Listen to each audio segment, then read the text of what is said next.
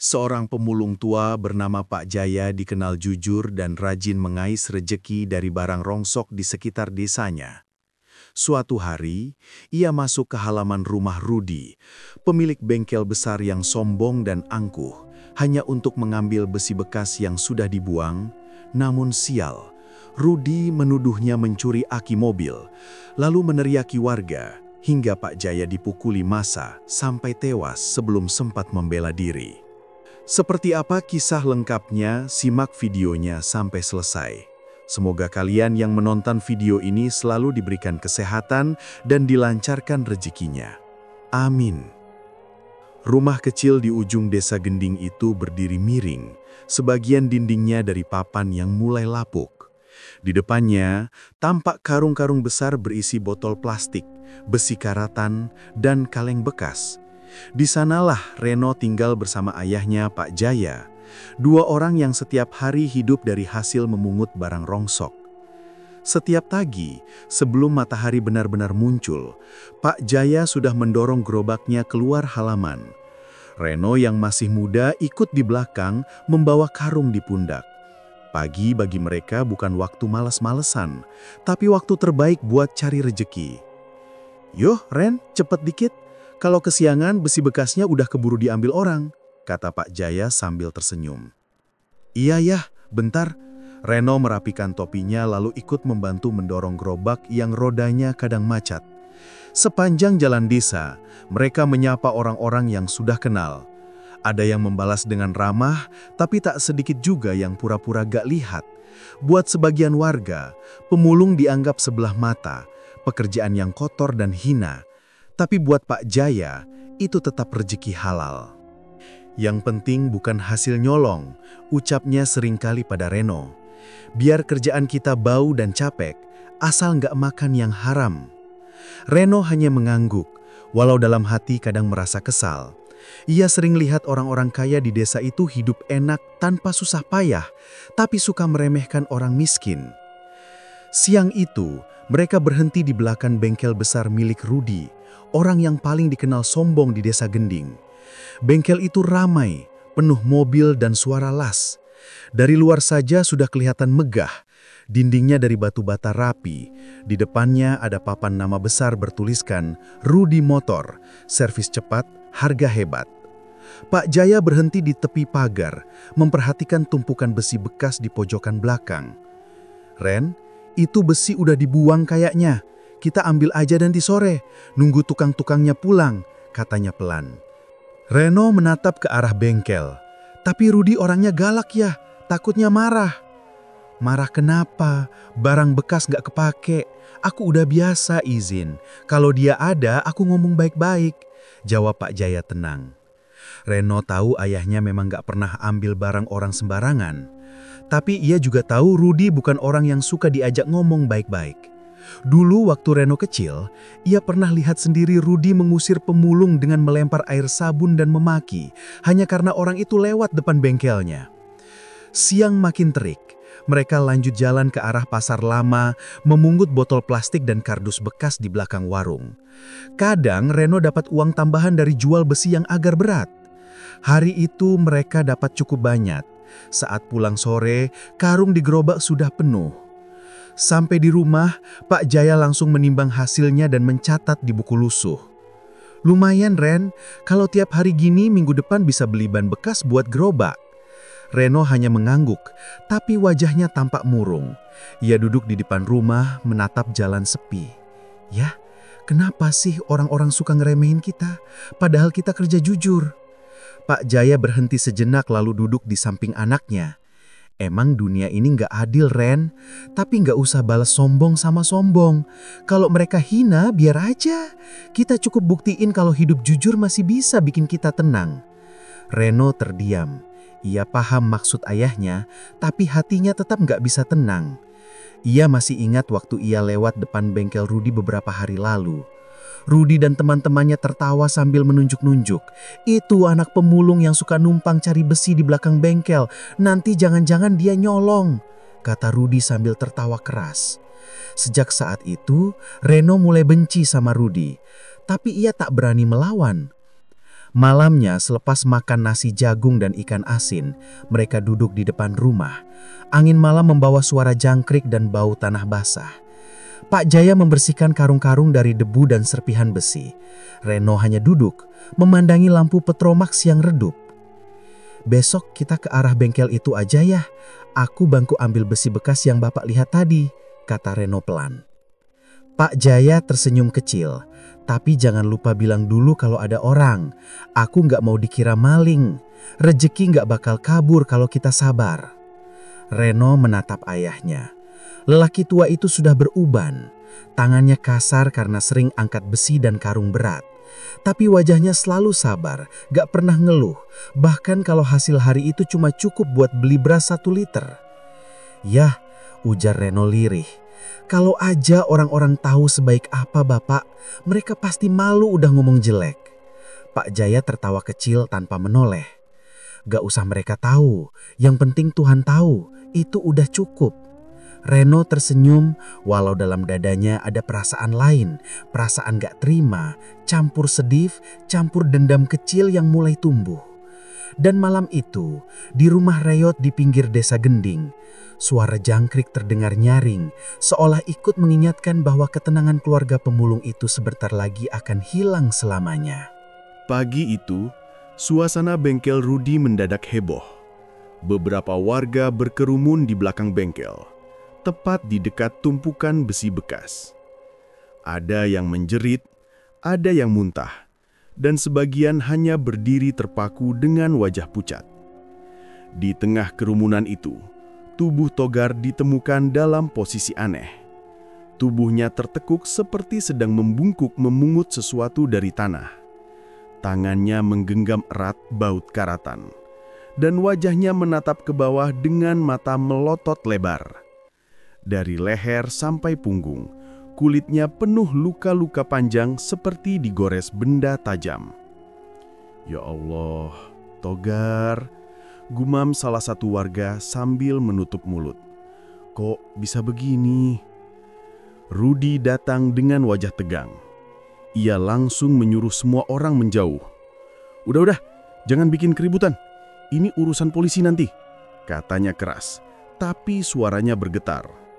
Ia berusaha terlihat tegas, tapi keringat dingin mengucur dari pelipisnya. Beberapa pekerja bengkel ketakutan. "Pak, Togar semalam lembur sendirian di sini," ujar salah satu. "Dia sempat ngomong mau beresin mesin yang rusak, tapi tadi pagi waktu saya datang udah kayak gini keadaannya." Rudi tidak menjawab. Ia hanya menatap tubuh Togar yang tergeletak kaku. Dalam hatinya, ia tahu ada sesuatu yang janggal. Posisi tubuh itu mirip sekali dengan gaya Pak Jaya waktu sedang memungut besi di pinggir jalan dulu. Namun, Rudi menepis pikiran itu cepat-cepat. Ia takut kalau warga makin panik. Setelah polisi datang dan membawa jenazah Togar, Rudi langsung memerintahkan semua pekerja untuk tetap bekerja seperti biasa. "Jangan ada yang ngomong ke orang luar," katanya dengan nada ancaman. "Kalau sampai berita ini nyebar, pelanggan bisa kabur semua." Siang itu, bengkel sepi. Tak ada suara las atau obeng, hanya suara angin yang masuk dari celah atap. Para pekerja bekerja setengah hati, sesekali melirik ke arah tempat Togar ditemukan. Bau amis darahnya masih terasa, meski sudah disiram air berkali-kali. Malamnya, gangguan kembali terjadi. Pekerja jaga malam yang baru, Darto, mendengar suara gesekan dari gudang belakang. Saat disorot dengan senter, tak ada siapa-siapa, tapi di lantai terlihat bekas seretan karung goni yang panjang. "Ah, mungkin kucing," gumamnya, berusaha menenangkan diri. Tapi beberapa menit kemudian, dari arah pintu, terdengar suara berat dan serat memanggil pelan. "Aku bukan maling, Nak." Darto langsung menjatuhkan senternya. Tubuhnya gemetar. Tapi saat mencoba kabur, lampu bengkel mati mendadak. Di tengah gelap, terdengar lagi suara itu, lebih dekat, seperti tepat di belakang telinganya. "Kembalikan yang bukan milikmu." Keesokan paginya, Darto ditemukan pingsan di depan bengkel dengan wajah pucat dan bibir kaku. Ia tidak mau bicara sama sekali, hanya bisa komat-kamit menyebut karung, karung. Warga desa mulai resah. Mereka saling bisik di warung kopi, menyebut-nyebut nama Pak Jaya. Kayaknya arwahnya belum tenang. Dia mati nggak adil. Sekarang dia balik buat nyari keadilan. Rudi makin panik mendengar kabar itu. Tapi ia tetap menutupi semua kejadian. Bahkan menyuap beberapa warga agar tidak menyebarkan cerita itu keluar desa. Namun ketakutan sudah menyebar. Bengkel yang dulu ramai, kini sepi pengunjung. Di tengah suasana mencekam itu, muncullah pemulung baru. Lelaki muda dengan wajah pucat, rambut acak-acakan, dan mata kosong. Ia membawa karung besar di punggung dan sering terlihat duduk di depan bengkel sambil menunduk. Orang-orang tidak banyak bicara dengannya karena penampilannya menyeramkan. Pemuda itu adalah Reno. Setelah menyelesaikan ritualnya di gunung bersama Mbah Salim, ia kembali ke desa tanpa banyak bicara. Pakaiannya compang-camping dan kulitnya tampak lebih pucat dari biasanya. Di matanya ada sorot tajam yang sulit dijelaskan. Ia tidak mencari tempat tinggal, hanya berjalan dari satu gang ke gang lain dan akhirnya menetap di sekitar bengkel Rudi, tempat ayahnya dulu difitnah dan disiksa. Warga hanya mengira dia pemulung baru yang datang dari luar. Tak ada yang tahu bahwa di dalam dirinya ada roh lain yang ikut menumpang, roh ayahnya sendiri.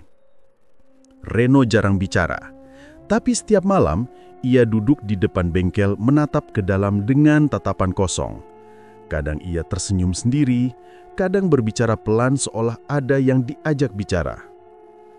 Bentar lagi ya, satu-satu bakal ngerasain. Bisiknya pelan.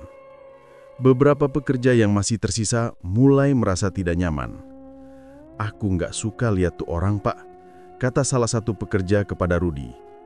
Matanya itu kayak ngeliat tembus ke dalam. Udah, jangan mikir yang aneh-aneh. Kalau dia cuma pemulung, biarin aja.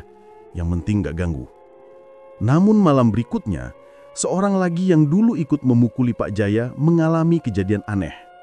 Namanya Bandi, salah satu warga yang dulu membantu menuduh Pak Jaya mencuri aki motor. Ia terbangun tengah malam karena mendengar suara karung diseret di halaman rumahnya.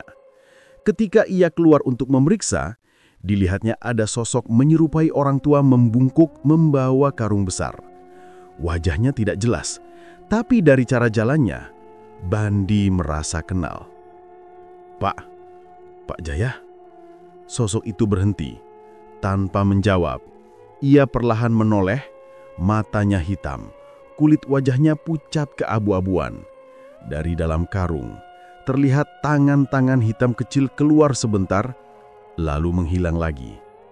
Bandi menjerit dan lari masuk ke rumah. Tapi keesokan paginya, istrinya menemukan dia duduk di pojok kamar gemetar hebat dan tidak bisa bicara. Saat dibawa ke puskesmas, dokter bilang jantungnya lemah karena syok berat. Sejak itu, warga benar-benar percaya kalau arwah pemulung tua sudah bangkit. Cerita tentang karung yang diseret di malam hari makin sering terdengar. Ada yang bilang mendengar langkah kaki menyeret besi di jalanan kosong. Ada yang bilang melihat bayangan bungkuk lewat di depan rumah sambil bergumam pelan. "Aku bukan maling, Nak."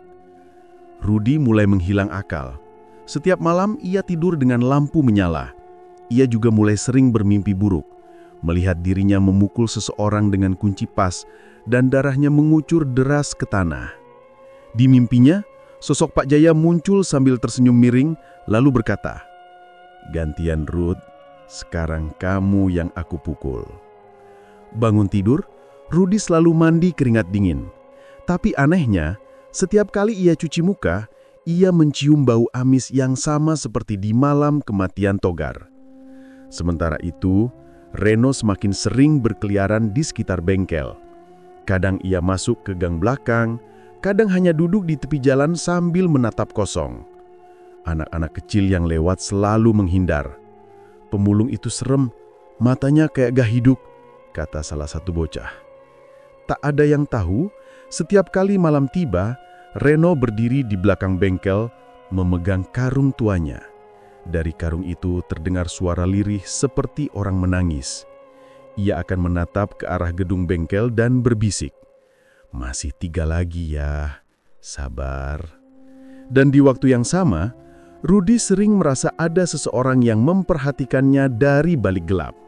Saat menoleh, tak ada siapa-siapa.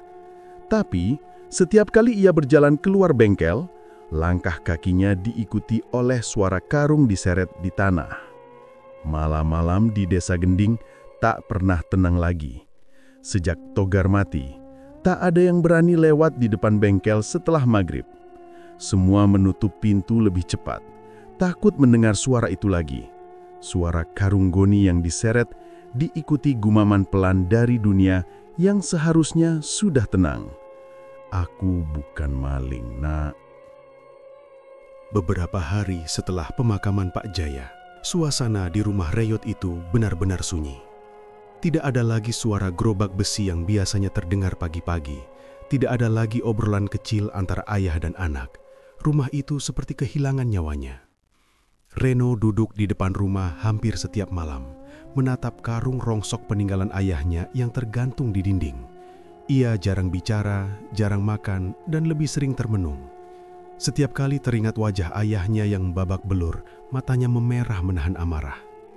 Beberapa tetangga sempat datang menenangkan, tapi Reno hanya menjawab singkat, "Terima kasih," katanya tanpa banyak bicara.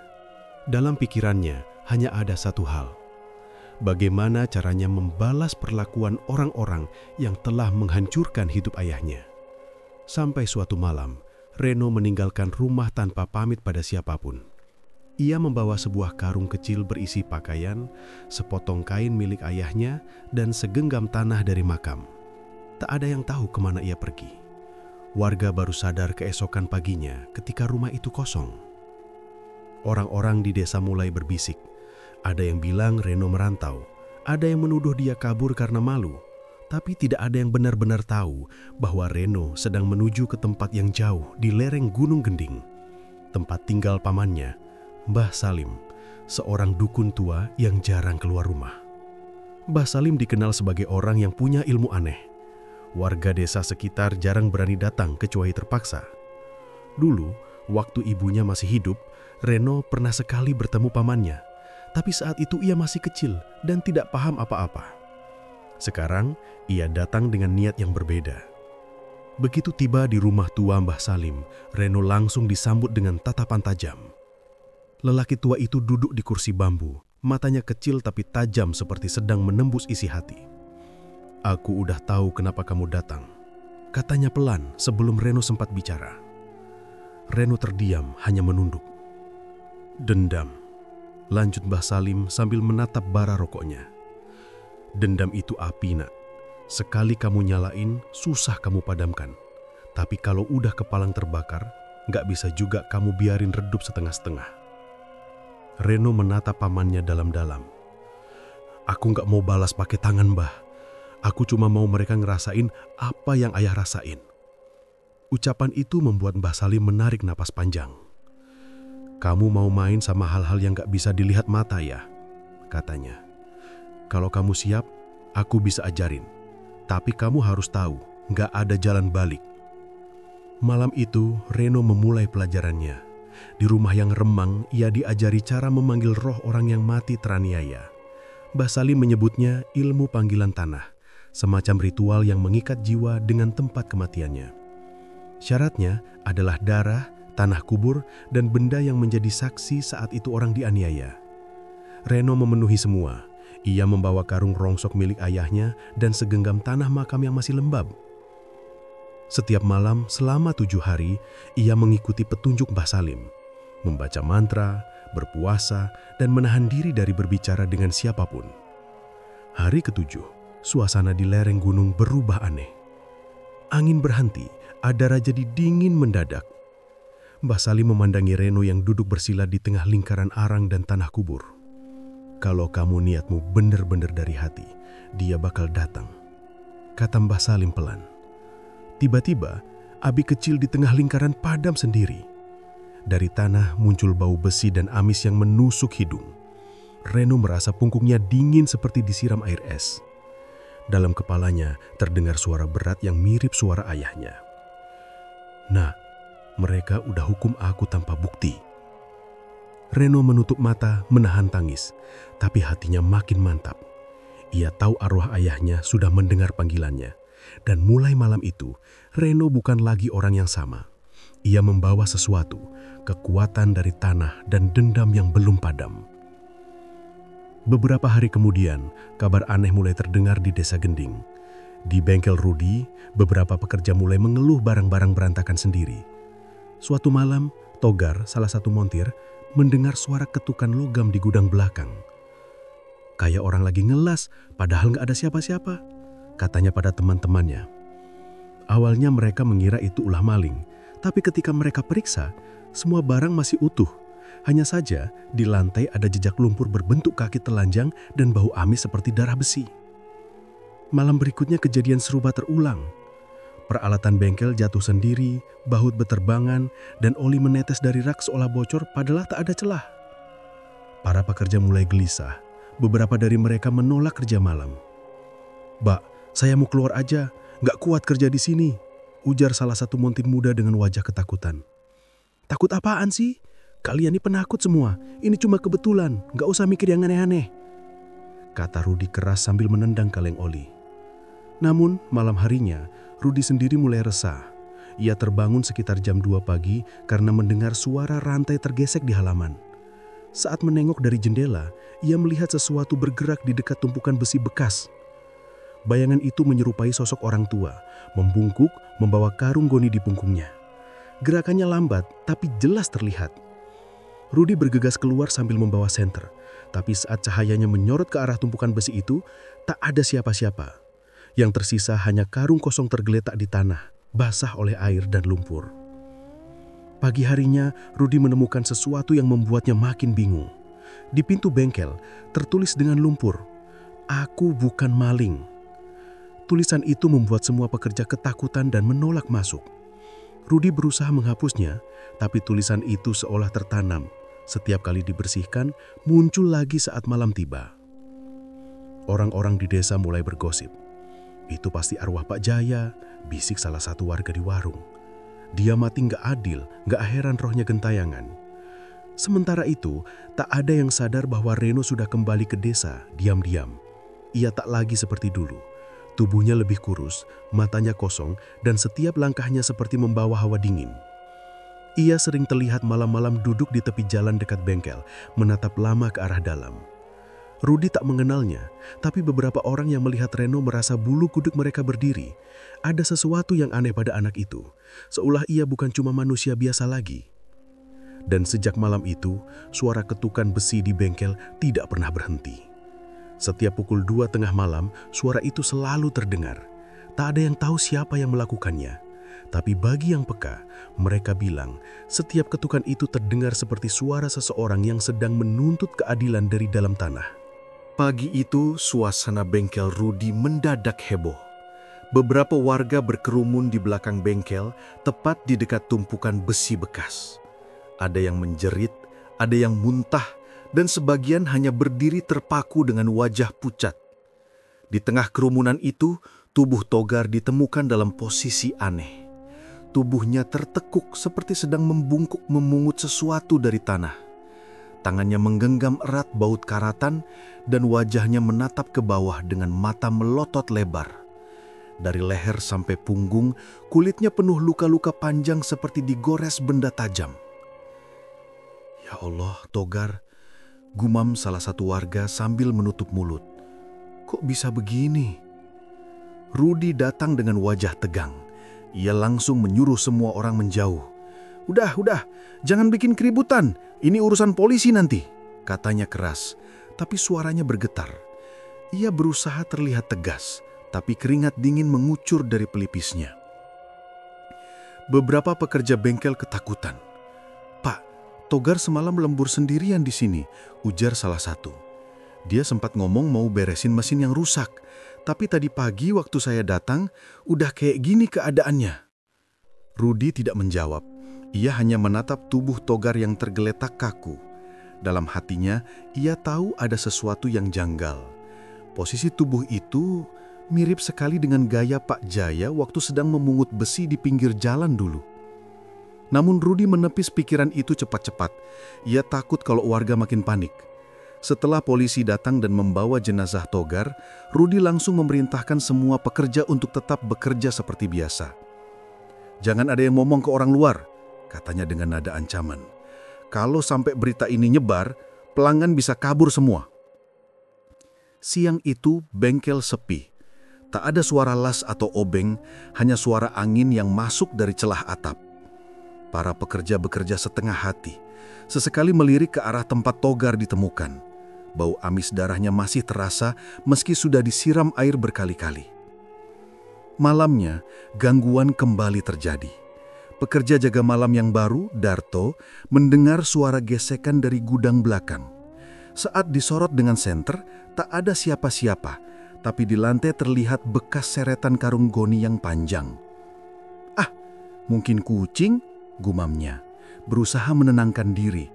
Tapi beberapa menit kemudian, dari arah pintu terdengar suara berat dan serak memanggil pelan. "Aku bukan maling, Nak." Darto langsung menjatuhkan senternya. Tubuhnya gemetar, tapi saat mencoba kabur, lampu bengkel mati mendadak. Di tengah gelap, terdengar lagi suara itu. Lebih dekat, seperti tepat di belakang telinganya. "Kembalikan yang bukan milikmu." Keesokan paginya, Darto ditemukan pingsan di depan bengkel dengan wajah pucat dan bibir kaku. Ia tidak mau bicara sama sekali, hanya bisa komat-kamit menyebut, "Karung, karung." Warga desa mulai resah. Mereka saling bisik di warung kopi menyebut-nyebut nama Pak Jaya.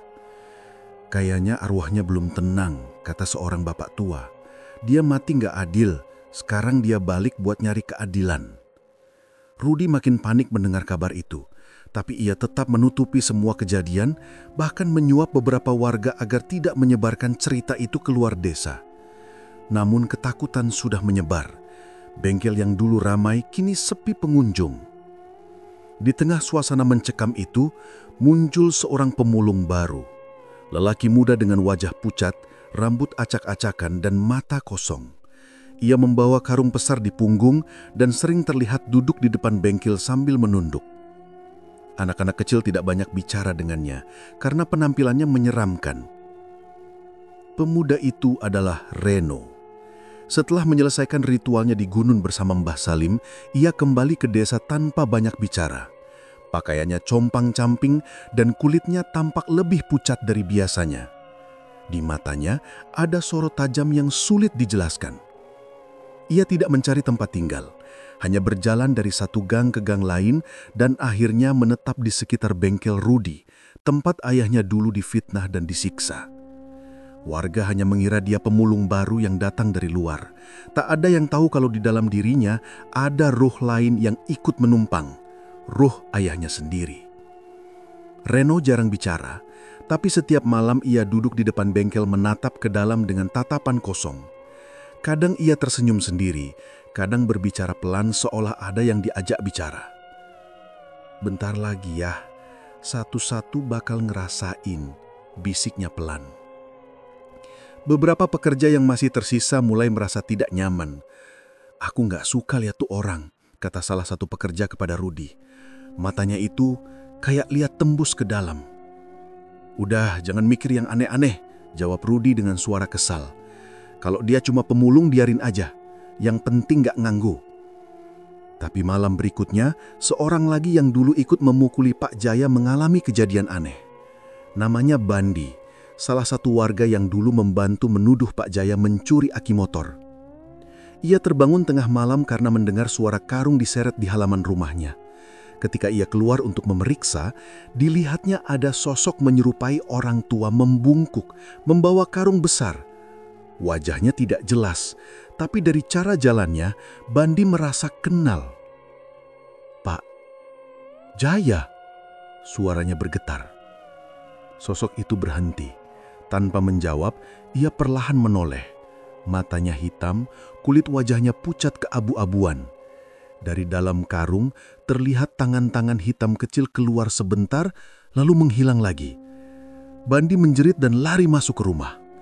Tapi keesokan paginya, istrinya menemukan dia duduk di pojok kamar, gemetar hebat dan tidak bisa bicara. Saat dibawa ke puskesmas, dokter bilang jantungnya lemah karena syok berat. Sejak itu, warga benar-benar percaya kalau arwah pemulung tua sudah bangkit.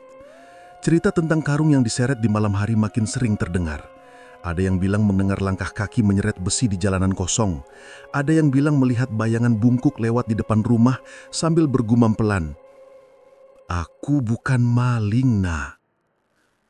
Rudi mulai kehilangan akal. Setiap malam ia tidur dengan lampu menyala. Ia juga mulai sering bermimpi buruk.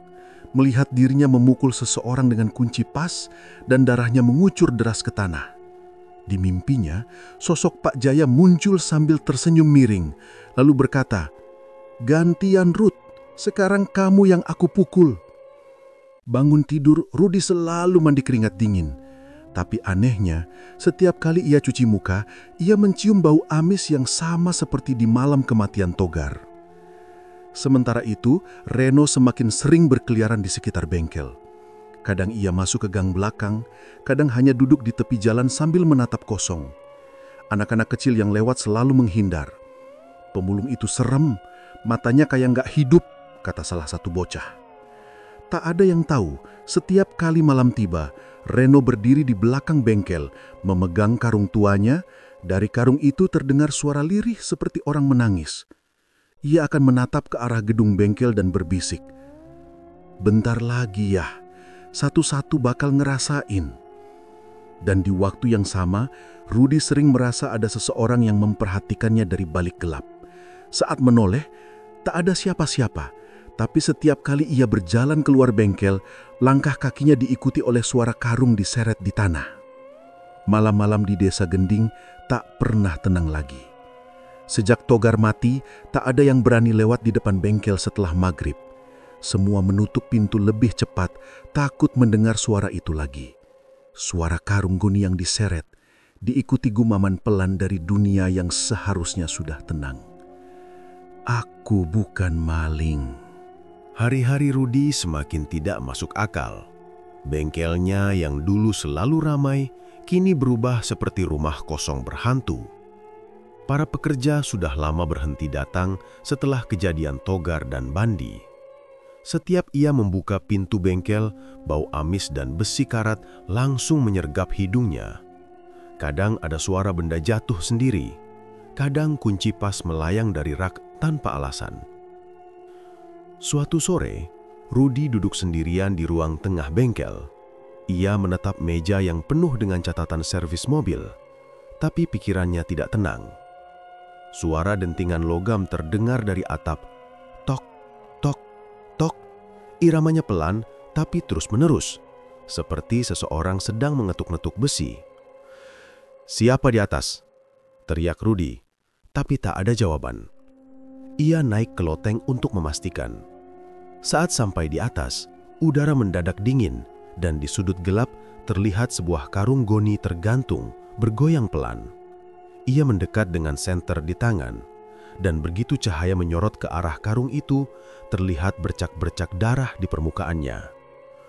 Rudi terlonjak mundur, tapi karung itu jatuh sendiri ke lantai dengan suara berat. Dari dalamnya keluar baut, besi karatan, dan potongan kain kumal. Namun yang membuat Rudi hampir pingsan adalah saat potongan kain itu membentuk wajah samar-samar, menyerupai Pak Jaya. "Gila, aku mulai halu," katanya gemetar. Ia buru-buru lari turun. Malamnya ia pergi ke rumah Ustadz Rahman, satu-satunya orang yang ia percaya bisa menolong. Dengan wajah pucat dan suara terbata, Rudi menceritakan semua kejadian yang terjadi di bengkelnya. Ustadz Rahman hanya diam sesaat lalu berkata pelan, "Rudi, kamu harus jujur. Kamu pernah menzalimi seseorang, kan?" Rudi tertunduk. "Saya cuma... Waktu itu saya marah, Ustadz. Saya kira dia nyuri aki mobil pelanggan saya. Saya nggak sengaja. Nggak sengaja, potong Ustadz Rahman tajam. Dia dipukuli massa sampai mati, Ruth. Sekarang kamu menanggung akibatnya. Arwah orang teraniaya nggak akan tenang sebelum keadilan ditegakkan. Rudi menunduk makin dalam. Keringatnya menetes meski malam itu udara dingin. Saya harus gimana, Ustadz? Tolong saya. Ustadz Rahman menyarankan agar Rudi beristighfar dan minta maaf di kuburan Pak Jaya. Tapi Rudi tak berani. Saya nggak sanggup lihat kuburannya. Tiap ingat wajahnya, saya nggak bisa tidur. Ustadz Rahman menghela napas panjang. Kalau kamu nggak mau datang, maka arwah itu yang bakal datang ke kamu. Perkataan itu terus terngiang di kepala Rudi sepanjang malam. Ia kembali ke bengkel dengan perasaan tak tenang. Langit mendung, petir sesekali menyambar, dan bau oli menyengat di udara. Begitu membuka pintu, Rudi terpaku. Seluruh peralatan bengkel berserakan. Oli tumpah di lantai seperti darah hitam menggenang. Dinding-dinding penuh koretan tangan berwarna merah kecoklatan, seolah dibuat dari lumpur bercampur darah. Di kaca spion mobil yang sedang diperbaiki, Rudi melihat bayangan wajah Pak Jaya. Senyum lebar, mata putih tanpa bola hitam. Ia menatap Rudi sambil berkata dengan suara serak, "Aku bukan maling." Rudi menjerit melempar spion itu hingga pecah, tapi di setiap pecahan kaca di lantai, wajah Pak Jaya tetap terlihat setersenyum di semua arah. Rudi mulai kehilangan kendali. Ia menutup telinganya, berteriak-teriak seperti orang gila. "Pergi, aku nggak salah, aku cuma salah paham." Namun suara ketukan besi kembali terdengar dari sudut bengkel. Cok, tok, tok. Semakin lama semakin keras. Dari arah pintu muncul sosok pemuda kurus dengan wajah pucat. Rambutnya berantakan, matanya sayu tapi tajam. Ia membawa karung besar di punggungnya. "Reno," gumam Rudi lemah. Reno berdiri diam di tengah bengkel, menatap Rudi tanpa ekspresi. Dari dalam karung terdengar suara besi bergesekan. Ia membuka mulut pelan, suaranya serak tapi jelas. "Dulu ayah cuma mau ambil besi bekas, Ruth. Sekarang giliranku ngambil nyawamu." Rudi mundur ketakutan. "Reno, tolong, aku gak sengaja. Aku gak tahu waktu itu dia gak salah." Reno hanya tersenyum tipis. Ia membuka karungnya perlahan, dari dalamnya keluar asap hitam tipis dan potongan-potongan besi berkarat yang bergerak sendiri. Beberapa melayang di udara, mengitari Rudi seperti punya nyawa. "Berhenti, jangan dekati aku!" teriak Rudi sambil menendang-nendang meja. Tapi besi-besi itu terus mendekat, menempel di tubuhnya seperti magnet. Dari arah pintu suara langkah kaki terdengar pelan, diseret seperti orang tua yang pincang. Rudi menoleh dan hampir pingsan melihatnya. Sosok Pak Jaya berdiri di sana. Tubuhnya penuh luka, wajahnya pucat dan matanya kosong. Di tangannya ia membawa karung goni yang sobek di beberapa bagian. "Aku bukan maling, Nak." Rudi menjerit histeris. Ia berlari ke arah pintu belakang, tapi tali karung di lantai tiba-tiba melilit kakinya. Ia tersungkur keras ke lantai, dan sebelum sempat bangkit, tali itu bergerak sendiri naik ke lehernya. "Reno, lepasin aku. Aku minta ampun." Reno hanya menatap dingin. "Ayahku minta ampun waktu itu juga, Ruth, tapi nggak ada yang dengar." Tali karung makin kencang. Rudi menendang-nendang, wajahnya membiru, matanya melotot. Ia berusaha meraih apapun, tapi tubuhnya lemas. Beberapa detik kemudian suaranya hilang. Tubuhnya tergeletak di lantai, lehernya terikat karung tua yang sama dengan milik Pak Jaya. Reno menatap mayat itu tanpa emosi, lalu ia menunduk, menyentuh karung itu dan berbisik pelan. "Sudah ya, sekarang tenanglah." Namun tiba-tiba suara letupan kecil terdengar, oli di lantai menyala sendiri seperti disulut api. Api merembet cepat ke seluruh bengkel, membakar kayu, ban dan dinding.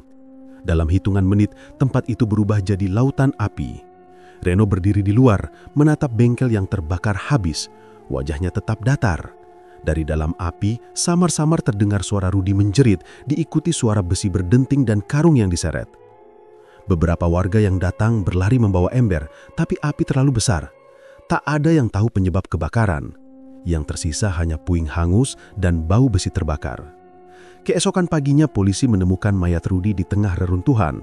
Lehernya terikat tali karung goni, wajahnya membiru, dan di sekeliling tubuhnya berserakan baut dan potongan besi. Tidak ada tanda-tanda orang lain di lokasi. Di antara abu yang tersisa, ditemukan satu karung tua yang utuh, bersih tanpa noda. Sejak hari itu, tak ada lagi bengkel di Desa Gending. Warga menghindari tempat itu, terutama malam hari. Kadang dari reruntuhan masih terdengar suara besi diketuk dan suara serak yang berbisik. "Aku bukan maling." Sejak malam kebakaran bengkel milik Rudi, Desa Karyajaya berubah jadi tempat yang penuh ketakutan. Dulu, bengkel itu jadi kebanggaan warga. Letaknya di pinggir jalan raya dengan suara mesin dan dendingan besi yang hampir tiap hari terdengar. Tapi sekarang, tempat itu seperti kuburan raksasa. Tak ada lagi suara las, tak ada lagi orang nongkrong di warung depan bengkel. Yang tersisa cuma bangunan hangus setengah runtuh dan bau oli gosong yang anehnya tak pernah hilang walau sudah berminggu-minggu. Orang-orang desa mulai enggan lewat depan bengkel, apalagi malam hari. Banyak cerita beredar. Ada yang bilang setiap lewat tengah malam terdengar suara seperti besi dijatuhkan berulang-ulang. Kadang juga terdengar suara langkah kaki diseret, seperti orang tua yang sedang membawa karung berat. Anak-anak kecil yang lewat pagi hari sering menemukan baut atau potongan besi berceceran di jalan, padahal tak ada lagi aktivitas di sana. Pak RT bahkan pernah mengajak beberapa warga untuk membersihkan sisa-sisa kebakaran itu. Niatnya biar bengkel bisa dijual atau dijadikan gudang desa. Tapi baru setengah jam mereka bekerja, satu persatu mulai merasa pusing dan mual. Salah satu warga, Darto, tiba-tiba menjerit. Katanya dia melihat bayangan lelaki tua di antara tumpukan besi rongsokan yang terbakar. Sejak kejadian itu, tak ada lagi yang berani menyentuh tempat itu. Nama Pak Jaya pun mulai disebut lagi, tapi kali ini bukan dengan hinaan. Orang-orang mulai merasa bersalah. Dulu, mereka ikut memfitnah tanpa tahu kebenarannya. Waktu itu, Rudi dengan sombongnya berteriak di depan warga kalau Pak Jaya maling besi. Semua percaya karena Rudi orang kaya, punya bengkel besar dan banyak pengaruh. Sekarang mereka menyesal. Banyak yang percaya kematian Rudi dan para pekerjanya adalah balasan atas fitnah yang dulu mereka biarkan terjadi. Beberapa hari setelah kebakaran, Reno sempat terlihat. Warga melihatnya duduk di pinggir jalan dekat bengkel itu. Wajahnya pucat, matanya kosong, dan di sebelahnya ada karung lusuh yang dulu sering dibawa ayahnya. Waktu ada warga yang menegur, Reno hanya tersenyum kecil dan bilang, "Ayah udah nggak sendirian lagi." Setelah itu dia berjalan pelan ke arah makam umum di belakang desa. Sejak hari itu tak ada lagi yang melihatnya lagi. Pak Lurah sempat menyuruh beberapa pemuda mencari ke sekitar makam, takut Reno melakukan hal bodoh. Tapi yang mereka temukan cuma bekas tapak kaki di tanah basah, berhenti tepat di depan nisan Pak Jaya. Di atas makam ada karung lusuh yang sudah sobek dan di dalamnya ada segenggam baut karatan. Entah kenapa, semua yang melihat itu langsung merinding. Waktu berjalan, bengkel itu kini ditumbuhi ilalang dan rumput liar. Tapi keanehan tak pernah berhenti. Setiap kali ada pemulung lewat depan bengkel itu, suara besi akan terdengar pelan, seperti ada yang menggeratan dari dalam. Pernah juga ada pemulung baru yang tak tahu cerita itu, mencoba masuk untuk mencari besi bekas. Belum 5 menit di dalam, dia lari terbirit-birit sambil menjerit. Katanya besi-besi di sana bergerak sendiri, dan karung yang dibawanya tiba-tiba melilit pergelangan kakinya. Warga akhirnya menyepakati menutup jalan kecil yang menuju ke bengkel itu dengan bambu dan tanda larangan. Tapi tetap saja, setiap malam Jumat, suara aneh masih terdengar. Kadang ada yang bilang melihat sosok lelaki tua berpakaian compang-camping duduk di depan bengkel sambil menatap jalan, seolah menunggu seseorang. Beberapa percaya itu arwah Pak Jaya, masih menjaga tempat itu agar tak lagi dirusak orang serakah. Suatu malam, Darto, salah satu warga yang dulu ikut memfitnah, pulang larut dari ronda. Waktu melewati bengkel itu, ia mendengar suara besi berdenting. Awalnya ia pikir cuma angin, tapi tiba-tiba dari arah dalam bengkel terdengar suara lirih. "Aku bukan maling, Nak." Darto langsung gemetar. Suara itu pelan tapi jelas. Dia lari sekencang-kencangnya. Dan sejak malam itu, ia jatuh sakit. Tubuhnya panas dingin dan tiap malam mengigau menyebut nama Pak Jaya. Desa Karyajaya semakin sepi. Banyak orang memilih pindah karena takut. Warung yang dulu ramai di dekat bengkel tutup. Jalanan depan bengkel jadi jalur yang dihindari bahkan oleh kendaraan yang lewat. Supir-supir truk bilang spion mobil mereka kadang memantulkan bayangan seseorang berdiri di tengah jalan. Tapi saat dilihat langsung, jalan itu kosong. Hanya beberapa orang tua di desa yang percaya kalau semua itu bukan kutukan, tapi penebusan. Mereka bilang arwah Pak Jaya tidak akan pergi selama semua orang yang dulu mendoliminya benar-benar sadar dan memohon ampun. Ada juga yang percaya kalau Reno kini bukan lagi manusia biasa. Dia percaya menjadi penjaga arwah ayahnya, memastikan tak ada lagi orang yang berani menghina atau memfitnah pemulung miskin. Suatu sore, seorang pemuda dari desa sebelah datang, membawa truk untuk menampung besi tua. Dia tidak tahu apa-apa soal sejarah bengkel itu. Waktu menurunkan peralatannya, dia sempat bilang ke warga, "Sayang banget besi sebanyak ini dibiarkan berkarat, lumayan buat dijual." Warga hanya diam. Tapi saat malam tiba, truk pemuda itu ditemukan terbalik di depan bengkel, tanpa supir di dalamnya. Di tanah, terlihat bekas karung terseret panjang sampai ke arah bengkel yang gelap. Sejak kejadian itu, tak ada lagi yang berani menyentuh tempat itu sama sekali. Bahkan anak-anak yang iseng pun menjauh. Orang-orang desa mulai menyebut bengkel itu dengan nama baru, Bengkel Karung. Konon, siapapun yang masuk ke sana tanpa izin akan mendengar suara karung diseret, diikuti bisikan pelan yang menegur, "Jangan ambil yang bukan milikmu." Desa itu perlahan kembali hidup, tapi rasa takut tetap ada. Setiap warga yang lewat depan bengkel akan menunduk sebentar, entah berdoa atau sekedar meminta izin. Di kalangan pemulung yang lewat daerah itu ada cerita yang beredar. Kalau karungmu terasa berat tiba-tiba tanpa sebab, jangan dibuka. Bisa jadi ada yang ikut membantu dari dunia lain. Bagi warga desa Karyajaya, kisah itu jadi pengingat bahwa fitnah dan keserakahan bisa menghancurkan segalanya, bahkan meninggalkan kutukan yang tak bisa hilang. Dan di balik semua cerita horor yang beredar, satu hal yang mereka yakini, arwah Pak Jaya masih di sana, bersama karung tuanya, menjaga besi-besi bekas agar tak lagi dijadikan alasan untuk mendolimi orang miskin. Beberapa bulan berlalu setelah kejadian di desa Karyajaya. Waktu berjalan dan orang-orang mulai menganggap tragedi di bengkel Rudi hanya masa lalu kelam yang harus dilupakan. Tapi bangunan itu tetap berdiri, walau setengah hangus, dengan atap miring dan dinding yang menghitam. Rumput liar tumbuh di mana-mana, dan papan nama bengkel sudah nyaris tak terbaca. Hanya huruf R yang tersisa, tergantung miring di tiang berkarat. Suatu pagi, sebuah mobil hitam berhenti di depan area bengkel itu. Keluar dari mobil, seorang lelaki paruh baya berpakaian rapi, membawa map dan kamera. Namanya Surya, pengusaha dari kota yang berencana membeli tanah itu untuk membuka usaha suku cadang mobil. Ia tak tahu banyak tentang kisah kelam tempat itu. Yang ia lihat hanya potensi lokasi yang strategis dan luas. Tempatnya cocok buat gudang besar, katanya sambil melangkah ke halaman yang ditumbuhi rumput tinggi. Dua pekerja yang ikut bersamanya tampak ragu. Salah satunya, anak muda desa setempat sempat menahan. "Pak, tempat ini katanya angker. Dulu sempat kebakaran, banyak orang mati." Surya menetapnya singkat dan tertawa kecil. "Sudah biasa. Semua tempat tua pasti ada ceritanya. Kita bersihin aja, nanti juga hilang." Ia melangkah mendekati bangunan bekas bengkel itu. Tapi saat sampai di pintu depan, langkahnya terhenti. Di sana tergantung sebuah karung rongsok tua, lusuh dan penuh noda. Di bagian depannya ada tulisan besar berwarna merah gelap, seperti darah yang sudah mengering. Tulisan itu berbunyi, "Jangan ambil yang bukan milikmu." Surya mengkernyit, lalu menoleh ke pekerjanya. "Siapa yang naruh ini?" Dua pekerjanya saling pandang sama-sama pucat. "Kami baru sampai, Pak. Tadi nggak ada apa-apa waktu buka gerbang," jawab salah satu dengan suara gemetar. Surya mendekat, memegang karung itu dengan hati-hati. Teksturnya lembab dan bau anyir menyengat. Saat disentuh, karung itu terasa berat, seolah ada sesuatu di dalamnya.